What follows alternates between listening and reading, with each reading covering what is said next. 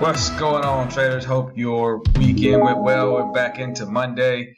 Man, it was hot as heck in California, at least over the weekend. I hope y'all survived it, man. It was like 115 yesterday. It was bad, man. Ooh, it was nasty yesterday.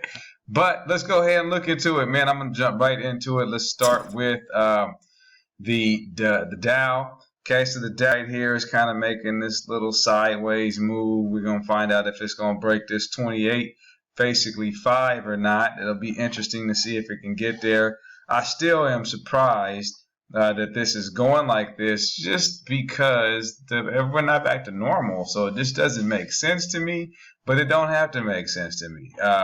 We're just going to read the chart to be what it is. So that's what we got going on with the Dow. All right, now I'm going to go ahead and jump right into the trades that I took today.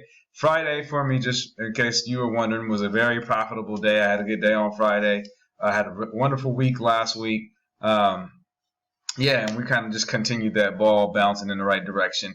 So the first stock I'm going to talk about today is OPTT. Okay, so OPTT, basically here it was, I basically saw this as an opportunity off of the 200 MA, and that's exactly what I did. I played it at 136. 200 MA was sitting at 135, and we'll look at it on a 3-minute time frame. I actually got in on this first candle and took a 3% profit right above. I think I got in 136 out at 140, and it bounced to 142 or something like that.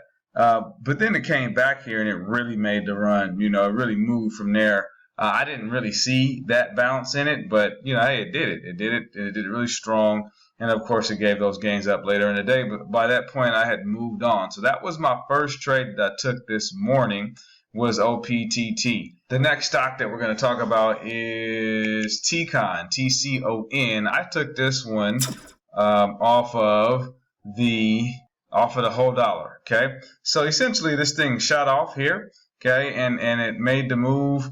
And so I was happy that it did that, and I was just waiting for it to come back and test $2 again, which it did. And so if you look at this candle here, 202 is where I got in at.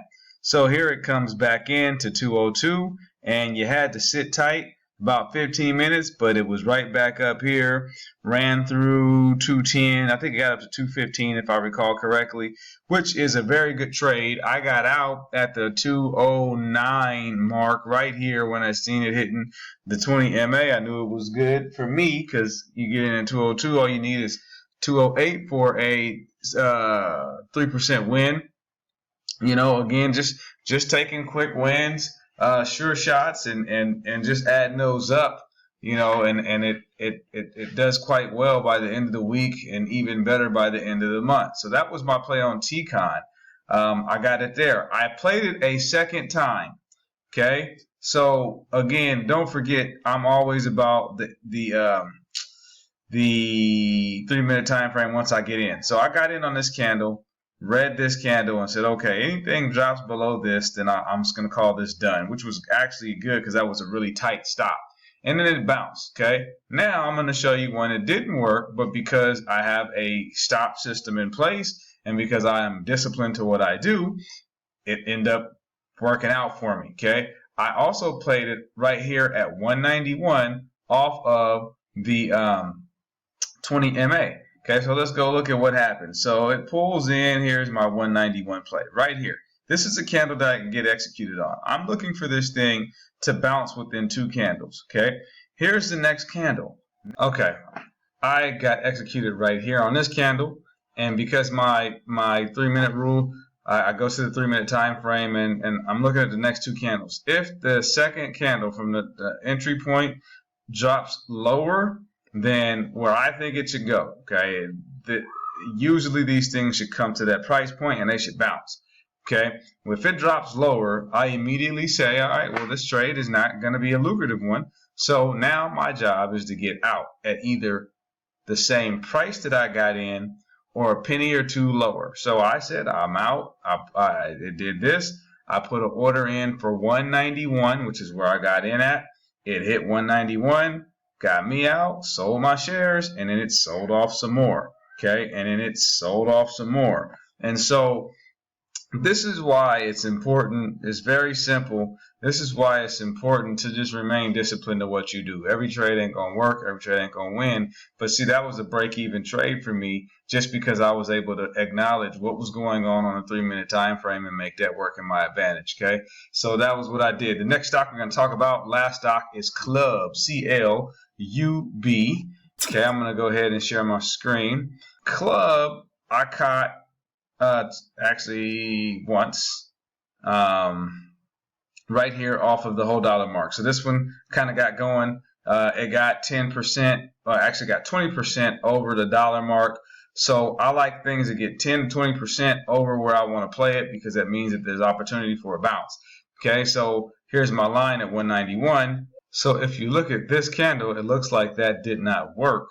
But when we go to the 3-minute time frame, we'll see here, as it drops down, I get in this candle. Okay, the next two candles are what matter most to me, because it tells me where this thing is going.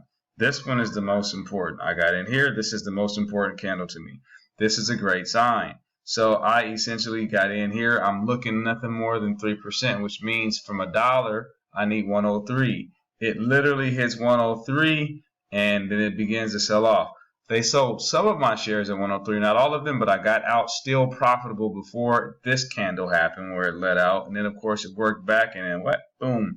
So what you can see is a downtrend is forming as it fell through the MAs, came back to the MA, and fell again. You have to just be able to recognize these little things. It's not very overly complicated, but I have a system in place. Okay, worst case scenario for me, I would have ended this trade right here. Okay, at about 90, I would say that's 99. Okay, cents. So, you just got to have a plan in place is my whole point. The point is you got to have a plan in place. And when you see things happening that go against you or go for you, just execute. Don't hope for more.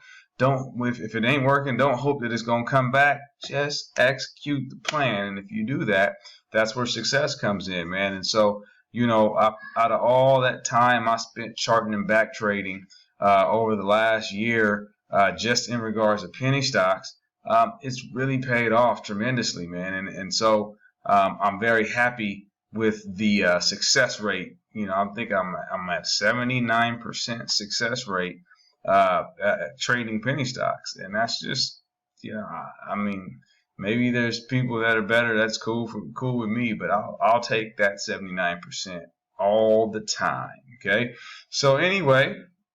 Hope you guys had a good day. We'll be back at it tomorrow for Tuesday. I'm going to go ahead and break this film down, and I'll see ya mañana. That's tomorrow if you don't speak Spanish.